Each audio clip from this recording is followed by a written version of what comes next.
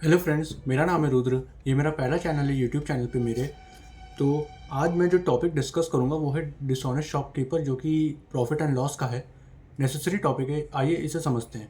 पहले मैं आपको एक अंडरस्टैंडिंग दूंगा अपने लॉजिक के थ्रू, तो बताइएगा वो अंडरस्टैंडिंग आपको कैसे लगी और आपको रियली में वो समझ में आया कि नहीं आया। चलिए शुरू करते हैं। आइए पहले मैं आपको सवाल पढ़ के दिखा देता हूँ। रवि सेल्स इस, ये 131 सवाल है। Ravi sells his goods at a 25% loss on cost price but uses 45% less weight. What is his percentage profit or loss? एक और बार पढ़ देता हूँ। Ravi sells his goods at a 25% loss on cost price but uses 45% less weight. What is his percentage loss or profit? तो सुनिए, जब भी हम परसेंटेज और प्रॉफिट और लॉस की बात करते हैं, जब इन टर्म्स ऑफ परसेंटेज की बात करते हैं तो हमें एक्चुअल वैल्यू की ज़रूरत नहीं पड़ती। ये सब चीज़ें तो हम अपने परसेंटेज चैप्टर में सीख के आए। तो चलिए शुरू करते हैं। 25% लॉस का बोल रहा है। 25% का वैल्यू क्या होता है? 1/4। तो 1/4 होता है। तो अगर 4 CP है, उस पर एक का लॉस, तो SP कितने की होगी? 3 रुपये की, है ना। यहाँ पे हम इसको ऐसे कंसिडर ही कर लो कि अगर CP 4 रुपये है तो SP कितने की हो जाएगी? 3 रुपये की। 25% लॉस, इसमें तो कुछ है नहीं खास, ये तो छोटी सी चीज़ थी। 25% लॉस ऑन CP बोल रहा है, तो अगर CP 4 रुपये की है तो SP 3 रुपये की हो जाएगी। ठीक है। और यहाँ पर बेचते वक्त में बेईमानी कर रहा है ना। डिसऑनेस्टी कब दिखा रहा है? एट इस टाइम ऑफ सेलिंग। तो जब सेल कर रहा है तो मशीन पर वेट कितना दिखा रहा है? 1000 ग्राम। मशीन पर वेट कितना दिखा रहा है? 1000 ग्राम। तो SP कितनी हो जाएगी? SP कितनी है? 3 रुपये। तो 1000 gram into 3 is equal to 3000 rupees.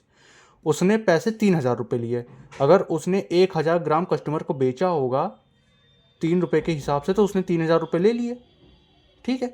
लेकिन उसने एक्चुअली में उसने एक्चुअली में वेट दिया कितना? उसने एक्चुअली में वेट दिया 550 ग्राम्स। ये 550 ग्राम्स कहाँ से आया? क्वेश्चन में दिया गया है कि शॉपकीपर यूजेस 45% लेस वेट। तो 1000 ग्राम अगर दिखा रहा है मशीन और 45% लेस वेट बोल रहा है, तो इसका मतलब 55 से हम उसे 1000, एक मिनट,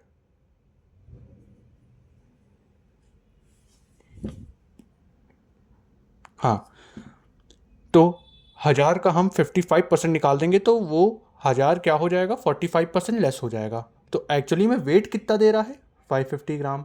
और CP कितने की है? 4 रुपये की।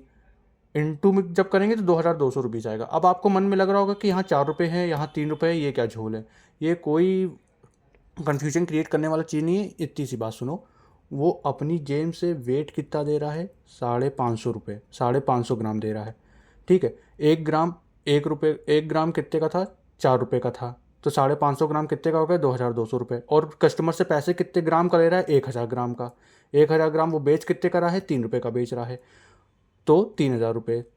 तो ये CP आ गई, ये SP आ गई। SP बढ़ा इसलिए प्रॉफिट 2200, 3000 का डिफरेंस कितना? 800। 800 अपॉन में 2200 इंटू में 100 कर देंगे तो परसेंटेज, प्रॉफिट परसेंटेज निकल के चला गया, जो कि 36 होल 4/11% है।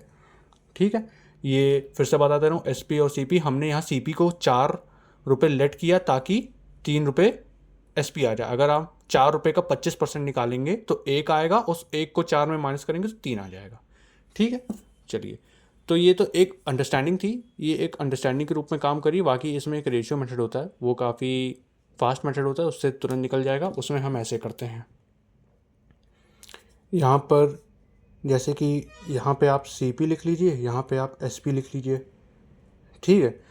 आपने पैसा 1000 ग्राम का लिया और दिया कितना? 550 ग्राम।